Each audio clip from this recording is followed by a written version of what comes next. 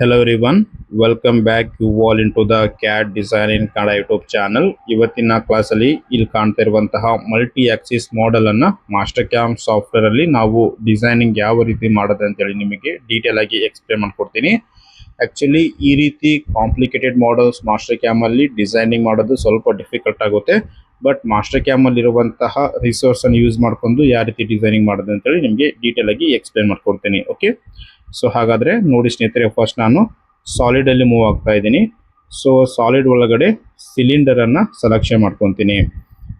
So cylinder select ಆದ್ಮೇಲೆ ನೋಡಿ ನಮಗೆ ಎಂಟರ್ ದ ಸೆಂಟರ್ ಪಾಯಿಂಟ್ ಅಂತ ಹೇಳಿ ಕೇಳ್ತಾ ಇದೆ. ಸೊ ಒಂದು ಸೆಂಟರ್ ಪಾಯಿಂಟ್ ಅನ್ನ ಸೆಲೆಕ್ಷನ್ ಮಾಡ್ಕೊಬೇಕು. ಸೊ ನಾನು ಸೆಂಟರ್ ಪಾಯಿಂಟ್ ಅನ್ನ ಸೆಲೆಕ್ಷನ್ ಮಾಡಿದ್ದೀನಿ. ದೆನ್ ರೇಡಿಯಸ್, ಸೊ ರೇಡಿಯಸ್ ಅಲ್ಲಿ ಕ್ಲಿಕ್ ಮಾಡಿ. ಸೊ ಇಲ್ಲಾಂದ್ರೆ ನೀವು ಡೈರೆಕ್ಟ್ ಆಗಿ ಇಲ್ಲಿ ಡೈಮೆನ್ಷನ್ಸ್ ಒಳಗಡೆ ಬನ್ನಿ ಸ್ನೇಹಿತರೆ. ಸೊ ಡೈಮೆನ್ಷನ್ಸ್ ಒಳಗಡೆ ರೇಡಿಯಸ್ ಅಂತೇಳಿ ಆಪ್ಷನ್ಸ್ ಇದೆಯಲ್ಲ, ಸೊ ರೇಡಿಯಸ್ ನಾನು 30 ತಗೊತಾ ಇದ್ದೀನಿ. ಇದಾದ್ಮೇಲೆ ಹೈಟ್ ಅಂದರೆ ಲೆಂತ್, ರೈಟ್. ಸೊ ನಾವು ಹೈಟ್ ಬಂದು 60 ತಗೊತಾ ಇದ್ದೀನಿ. ಸೊ ಇದಾದ್ಮೇಲೆ ಇಲ್ಲಿ ಆಕ್ಸಿಸ್ ಬಂದು ಎಕ್ಸ್ ಆಕ್ಸಿಸ್ ಅನ್ನ ಸೆಲೆಕ್ಷನ್ ಮಾಡ್ತಾ ಇದ್ದೀನಿ, X axis. So then okay ಮೇಲೆ ಕ್ಲಿಕ್ ಮಾಡ್ತಾ ಇದ್ದೀನಿ. ಸೊ ನೋಡಿ ಸ್ನೇಹಿತರೆ, ಈ ರೀತಿ ಒಂದು ಸಿಲಿಂಡರ್ ನಾನು ಕ್ರಿಯೇಟ್ ಮಾಡಿದ್ದೀನಿ, ರೈಟ್. ಸೊ ಈ ಸಿಲಿಂಡರ್ ಮೇಲೆ ನಾವು ಒಂದು ಪಾಕೆಟ್ ಅನ್ನ ಕ್ರಿಯೇಟ್ ಮಾಡಬೇಕು, ರೈಟ್. ಸೊ ಅದನ್ನು ನಮ್ಮ ಮೇನ್ ಕಾನ್ಸೆಪ್ಟ್ ಅದೇ ನಮಗೆ ಇವಾಗ.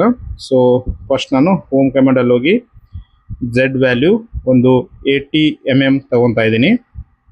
ಯಾಕಂದ್ರೆ ಡೈರೆಕ್ಟ್ ನಾವು ಈ ಒಂದು ಸರ್ಫೇಸ್ ಮೇಲೆ ಡ್ರಾ ಮಾಡೋದಕ್ಕೆ ಆಗಂಗಿಲ್ಲ. ಸೊ ಅದಕ್ಕೆ 80 ಡಿಸ್ಟೆನ್ಸಿಗೆ ಡ್ರಾ ಮಾಡಿ ಪ್ರಾಜೆಕ್ಟ್ ಮಾಡೋಣ ನಾವು ಇವಾಗ. ವೈರ್ ಫ್ರೇಮಲ್ಲಿ ಹೋಗ್ತಾ ಇದ್ದೀನಿ. ಸೊ ಇಲ್ಲಿ ರೆಕ್ಟ್ಯಾಂಗಲ್ ಇಲ್ಲಾಂದರೆ ರೆಕ್ಟ್ಯಾಂಗುಲರ್ ಶೇಪ್ಸ್ ಯಾವ್ದಾದ್ರು ಯೂಸ್ ಮಾಡಿ. ನಾನು ರೆಕ್ಟ್ಯಾಂಗುಲರ್ ಶೇಪ್ಸನ್ನು ಯೂಸ್ ಮಾಡ್ಕೊತಾ ಇದ್ದೀನಿ.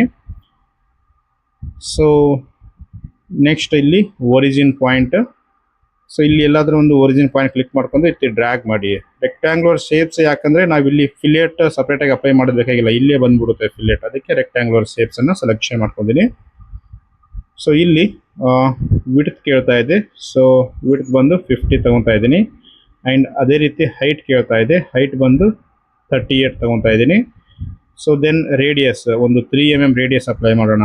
4 ಕಾರ್ನರಲ್ಲಿ ಆಟೋಮೆಟಿಕ್ ಆಗಿ ಬರುತ್ತೆ. ಅಂದರೆ ಸ್ವಲ್ಪ ಕೆಲಸ ರಿಲೀಫ್ ಮಾಡುತ್ತೆ ಈ ರೆಕ್ಟ್ಯಾಂಗುಲರ್ ಶೇಪ್.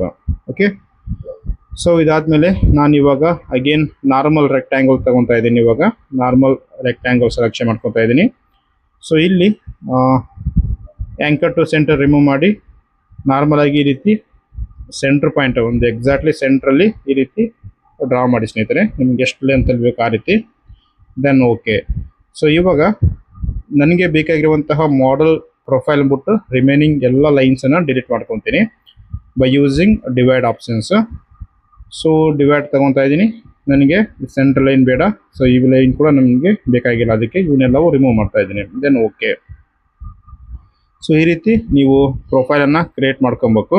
ದೆನ್ ಇಲ್ಲಿ ಫಿಲೆಟ್ ಆಪ್ಷನ್ಸನ್ನು ಯೂಸ್ ಮಾಡಿ ನಾನು ರೇಡಿಯಸ್, ಸೊ ರೇಡಿಯಸ್ ಬಂದು 3 ಅಪ್ಲೈ ಮಾಡ್ತಾ ಇದ್ದೀನಿ. ಸೊ ಇದಾದಮೇಲೆ ಇಲ್ಲಿ ಕೂಡ ಯಾಕಂದರೆ ಶಾರ್ಪ್ ಕಾರ್ನರ್ ಬೇಡ, ಸೊ ಎಲ್ಲವೂ ರೌಂಡ್ ರೀತಿ ಕ್ರಿಯೇಟ್ ಮಾಡ್ಕೊತಾ ಇದ್ದೀನಿ.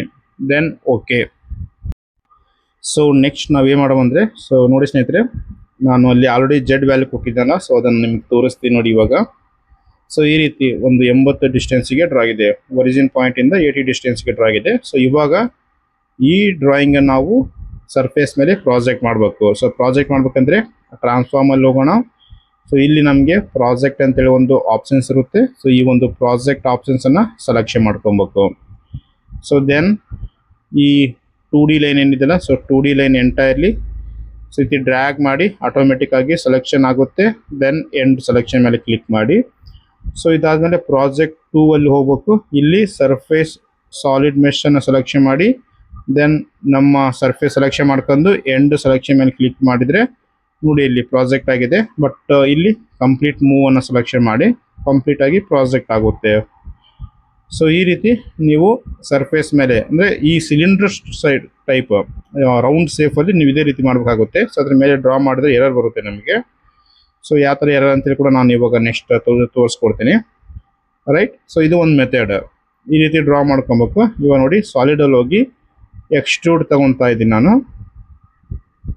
ಸೊ ಎಕ್ಸ್ಟ್ರೂಡ್ ತಗೊಂಡು ಡೈರೆಕ್ಟಾಗಿ ನಾನು ಪಾಕೆಟ್ ಮಾಡ್ತಿದ್ರೆ ಬರೋಂಗಿಲ್ಲ, ಎರರ್ ಬರುತ್ತೆ. ಸೊ ಈ ಲೈನನ್ನು ಸೆಲೆಕ್ಷನ್ ಮಾಡ್ಕೊಂಡು ಓಕೆ ಮೇಲೆ ಕ್ಲಿಕ್ ಮಾಡಿದರೆ ನೋಡಿ ಇಲ್ಲಿ the selected chain are not coplanar ಅಂತೇಳಿ ತೋರಿಸ್ತಾ ಇದೆ. ಓಕೆ, ಸೊ ನಾವು ಇಲ್ಲಿ ನೋಡಿ ಡ್ರಾಫ್ಟಿಂಗಲ್ಲಿ ಇವಾಗ ಮೇನ್ ಮಾಡೆಲ್ ಪ್ರಿಪರೇಷನ್ ಹೋಗ್ಬೇಕು, ಸ್ಪ್ಲಿಟ್ ಸಾಲಿಡ್ ಫೇಸಸನ್ನು ಸೆಲೆಕ್ಷನ್ ಮಾಡ್ಕೊಬೇಕು ನಾವು. ಸೊ ಇಲ್ಲಿ ಸೆಲೆಕ್ಟ್ ಫೇಸ್ ಅಂದರೆ ನಮ್ಮ ಮಾಡೆಲ್ ಸೆಲೆಕ್ಷನ್ ಮಾಡಿ ರಿಮೂವ್ ಹಿಸ್ಟ್ರನ್ನು ಸೆಲೆಕ್ಷನ್ ಮಾಡಿ ಸ್ನೇಹಿತರೆ. ಸೊ ಇದಾದಮೇಲೆ ವೈರ್ ಫ್ರೇಮ್ ಕೇಳ್ತಾ ಇದೆ. ಸೊ ವೈರ್ ಫ್ರೇಮ್ ನೀಟಾಗಿ ಸೊ ಎಲ್ಲ ಪ್ರತಿಯೊಂದು ಲೈನನ್ನು ಸೆಲೆಕ್ಷನ್ ಮಾಡಿದ್ವಿ ಡ್ರ್ಯಾಗ್ ಮಾಡ್ಕೊಂಡು. ದೆನ್ ಎಂಡ್ ಸೆಲೆಕ್ಷನ್ ಮೇಲೆ ಕ್ಲಿಕ್ ಮಾಡಿ. ಸೊ ಸ್ಪ್ಲಿಟ್ ಮಾಡ್ತಾ ಇದ್ದೀವಿ ನಾವು ಇವಾಗ. ಸೊ ಈ ರೀತಿ ಕಂಪ್ಲೀಟಾಗಿ ರೆಡ್ ಮಾರ್ಕ್ ಬರ್ಬೇಕು, ನಮಗೆ ರೆಡ್ ಲೈನ್ ಬರಬೇಕು. ದೆನ್ ಓಕೆ ಮೇಲೆ ಕ್ಲಿಕ್ ಮಾಡಿದರೆ ಸೊ ನಮಗೆ ಇನ್ಸೈಡ್ ಏನು ಪ್ರೊಫೈಲ್ ಇದೆಯಲ್ಲ ಅದಷ್ಟೇ ಸ್ಪ್ಲಿಟ್ ಆಗಿರುತ್ತೆ. ಸೊ ನೋಡಿ ಇವಾಗ ಮಾಡೆಲ್ ಪ್ರಿಪ್ರೇಷನಲ್ಲಿ pull push options, pull options ಅಂತ ತಗೊಂಡು ಸೊ ನಮ್ಗೆ ಎಷ್ಟು ಡೆಪ್ತ್ ಬೇಕಂದ್ರೆ ಅಷ್ಟು ಡೆಪ್ತಲ್ಲಿ ಸೊ ನೋಡಿ ಇನ್ಸೈಡ್ ಪಾರ್ಷನ್ ನಮಗೆ ಸಪ್ರೇಟ್ ಆಗೈತೆ ಇವಾಗ. ಸೊ ಇದು ಸೆಲೆಕ್ಷನ್ ಮಾಡ್ಕೊಂಡು ಏರೋ ಮಾರ್ಕ್ ಯೂಸ್ ಮಾಡ್ಕೊಂಡು ಬಾಟಮಲ್ಲಿ ಡ್ರ್ಯಾಗ್ ಮಾಡಿದರೆ ನಮಗೆ ಅಲ್ಲಿ ಪಾಕೆಟ್ ಆಗುತ್ತೆ. ಇದು ಒಂದು ಮೆಥಡ್, ರೈಟ್. ಸೊ ಇದೇ ಮೆಥಡನ್ನು ನೀವು ಎಲ್ಲ ಕಡೆ ಅಪ್ಲೈ ಮಾಡಬೇಕು, ಪಾಕೆಟ್ ಇಲ್ಲಾಂದ್ರೆ ಎಕ್ಸ್ಟ್ರೂಟ್ ಮಾಡಿದ್ರು. ಇದು ಸ್ಪ್ಲಿಟ್ ಮಾಡ್ಕೊಂಡು ಫುಲ್ ಪುಷ್ ಆಪ್ಷನ್ ಯೂಸ್ ಮಾಡ್ಕೊಂಡು ಪಾಕೆಟ್ ಬೇಕಂದ್ರೆ ಬಾಟಮಲ್ಲಿ, ಎಕ್ಸ್ಟ್ರೂಟ್ ಬೇಕಂದ್ರೆ ಟಾಪಲ್ಲಿ ಡ್ರ್ಯಾಗ್ ಮಾಡಿದ್ರೆ ಆಟೋಮೆಟಿಕ್ಕಾಗಿ ಕ್ರಿಯೇಟ್ ಆಗುತ್ತೆ, ರೈಟ್. ಸೊ ನೆಕ್ಸ್ಟ್ ಇನ್ನೊಂದು ಆಪ್ಷನ್ಸ್. ಸೊ ನಾನು ಫಸ್ಟ್ ಹೆಂಗಿತ್ತಲ್ಲ ಅದೇ ರೀತಿ ಕ್ರಿಯೇಟ್ ಮಾಡ್ತೀನಿ. So again reverse engineering type ಇವಾಗ ಪ್ರಾಜೆಕ್ಟ್ ತಗೊಂಡು ಅಗೇನ್ ಈ ಲೈನ್ಸ್ ಎಲ್ಲ ಸೆಲೆಕ್ಷನ್ ಮಾಡ್ಕೊಂಡು ಎಂಡ್ ಸೆಲೆಕ್ಷನ್ ಮೇಲೆ ಕ್ಲಿಕ್ ಮಾಡ್ತೀನಿ. ಮೂವ್ ಆಲ್ರೆಡಿ ಸೆಲೆಕ್ಟ್ ಇದೆ. ಓಕೆ, ಸೊ ನಮಗೆ ಫಸ್ಟ್ ಇದೇ ರೀತಿ ಇತ್ತಲ್ಲ, ಸೊ ಇದೇ ರೀತಿ ಇತ್ತಲ್ಲ, ಸೊ ಆ ರೀತಿ ಕ್ರಿಯೇಟ್ ಮಾಡಿದ್ದೀನಿ. ಸೊ ಇವಾಗ ಸೆಕೆಂಡ್ ಮೆಥಡ್ ಯಾವ ರೀತಿ ಅಂತೇಳಿ, ಸೆಕೆಂಡ್ ಮೆಥಡ್ ಬಂದು ಕಂಪ್ಲೀಟಾಗಿ ಪಾಕೆಟ್ ಮಾಡ್ಕೊಬೇಕು ನಾವು. ಇವಾಗ ನೋಡಿ ಈ ರೀತಿ ATMMಗೆ ಡ್ರಾ ಮಾಡ್ಕೊಬೇಕು. ಫಸ್ಟಿಗೆ ATMM ಡ್ರಾ ಮಾಡ್ಕೊಂಡ್ಮೇಲೆ ಎಕ್ಸ್ಟ್ರೂಡ್ ಆಪ್ಷನ್ಸನ್ನು ಸೆಲೆಕ್ಷನ್ ಮಾಡ್ಕೊಬೇಕು. ಸೊ ಎಕ್ಸ್ಟ್ರೂಡ್ ಸೆಲೆಕ್ಟ್ ಆದಮೇಲೆ ಸೊ ATMಗೆ ಡಿಸ್ಟೆನ್ಸ್ ಇದೆಯಲ್ಲ ಆ ಒಂದು ಚೈನನ್ನು ಸೆಲೆಕ್ಷನ್ ಮಾಡಿ. ಸೊ ಇಲ್ಲಿ ಕಂಟಿನ್ಯೂ ಆಪ್ಷನ್ಸನ್ನು ಕ್ಲಿಕ್ ಮಾಡಿದರೆ ನಮಗಿದು ಸಿಂಗಲ್ ಲೈನ್ ರೀತಿ ಸೆಲೆಕ್ಷನ್ ಆಗುತ್ತೆ ಈ ರೀತಿ, ರೈಟ್. ದೆನ್ ಓಕೆ ಮೇಲೆ ಕ್ಲಿಕ್ ಮಾಡ್ತೀನಿ. ಸೊ ಈ ರೀತಿ ಇದು ಮಾಡ್ಕೊಂಡು ನೀವು ಇಲ್ಲಿ ಕಟ್ ಬಾಡಿ ಎಕ್ಸ್ಟ್ರೂಡ್ ಬೇಕಂದ್ರೆ ನೋಡಿ ಈ ಥರ ಎಕ್ಸ್ಟ್ರೂಡ್ ಮಾಡ್ಕೊಬೋದು. ಬಟ್ ಇದು ಪ್ರಾಪರಾಗಿ ಬರೋಂಗಿಲ್ಲ, ಇದಕ್ಕೆ ಒಂದು ಟ್ರಿಕ್ ಇದೆ, ಅದಕ್ಕೆ ಇಲ್ಲಿ ಎಕ್ಸ್ಪ್ಲೇನ್ ಮಾಡ್ತಾ ಇದ್ದೀನಿ. ಸೊ ಇವಾಗ ಕಟ್ ಬಾಡಿ ಸೆಲೆಕ್ಷನ್ ಮಾಡ್ಕೊತಾ ಇದ್ದೀನಿ. ಸೊ ಡಿಸ್ಟೆನ್ಸ್ ಸ್ವಲ್ಪ ಇನ್ಕ್ರೀಸ್ ಮಾಡ್ತೀನಿ ನೋಡಿ, ರೈಟ್. ರಿಮೂವ್ ಆಗ್ತಾ ಇದೆ.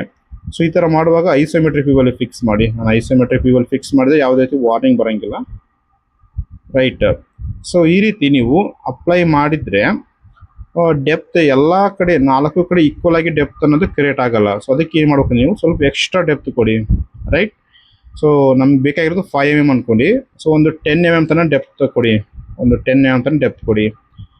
5 ಕೊಟ್ಟನಕ ನಮಗೆ ಈಕ್ವಲ್ ಆಗಿ ಕ್ರಿಯೇಟ್ ಆಗಲ್ಲ. ಸೊ ಅದಕ್ಕೆ ಎಕ್ಸ್ಟ್ರಾ ಡೆಪ್ತ್ ತಗೊಬೇಕು ನೀವು, ರೈಟ್.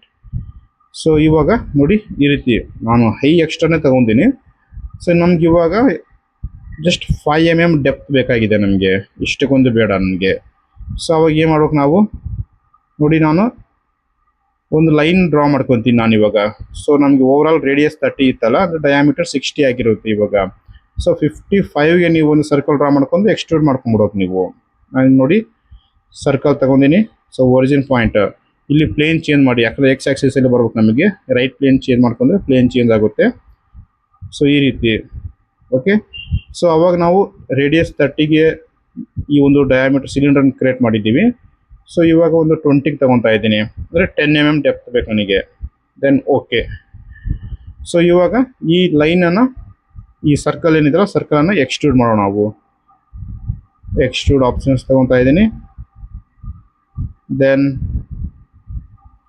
ಸೊ ನಮ್ಮ ಈ ಲೈನ್ ಸೆಲೆಕ್ಷನ್ ಮಾಡ್ಕೊಂಡು ಓಕೆ ಮೇಲೆ ಕ್ಲಿಕ್ ಮಾಡಿದ್ರೆ ಸಾಕು.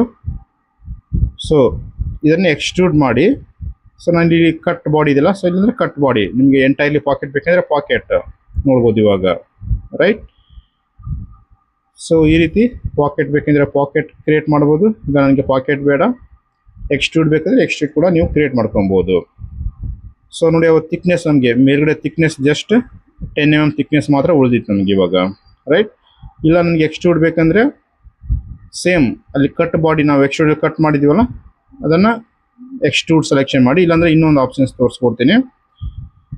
ಸೊ ಇದು ಓವರಾಲ್ ಪಾಕೆಟ್ ಆಗಿದೆಯಲ್ಲ, ವೈರ್ ಫ್ರೇಮಲ್ಲಿ ಹೋಗಿ ಕರ್ವ್ ಒನ್ ಎಡ್ಜ್ ಆಪ್ಷನ್ಸನ್ನು ಸೆಲೆಕ್ಷನ್ ಮಾಡ್ಕೊಂಡು ಸೇಮ್ ಇದನ್ನೇ ಸೆಲೆಕ್ಷನ್ ಮಾಡ್ತಾ ಇದ್ದೀನಿ. ಎಕ್ಸ್ಟ್ರೂಡಲ್ಲಿ ಎಕ್ಸ್ಟ್ರೂಡ್ ಸೆಲೆಕ್ಷನ್ ಮಾಡ್ಕೊಂಡು ಲೆಂತ್ ಅಪ್ಲೈ ಮಾಡಿದರೆ ಸಾಕು ನಮಗೆ. ಸೊ ಇವಾಗ ಡೆಪ್ತ್ ಬಂದು ಪ್ರಾಪರಾಗಿ 10 mm, ನಾ ಎಲ್ಲ ಕಡೆ 10 mm ಅಲ್ಲಿ ಅಪ್ಲೈ ಆಗಿರುತ್ತೆ. ಸೊ ಇಲ್ಲಿ ಕ್ರಿಯೇಟ್ ಬಾಡಿ ಡೈರೆಕ್ಷನ್. ಸೊ ಇವಾಗ ನೋಡಿ, ಸೊ ಫಸ್ಟಿಗೆ ನಾವು ಎಕ್ಸ್ಟ್ರೂಡ್ ಮಾಡಿದ್ದೀವಲ್ಲ ಅದಕ್ಕೆ ಇದಕ್ಕೆ ಭಾಳ ಡಿಫ್ರೆನ್ಸು. ಫಸ್ಟಿಗೆ ಎಕ್ಸ್ಟ್ರೂಡ್ ಮಾಡಿದ್ದು ಎಲ್ಲ ಕಡೆ ಈಕ್ವಲ್ ಆಗಿ ಲೆಂತ್ ಕ್ರಿಯೇಟ್ ಆಗಲ್ಲ.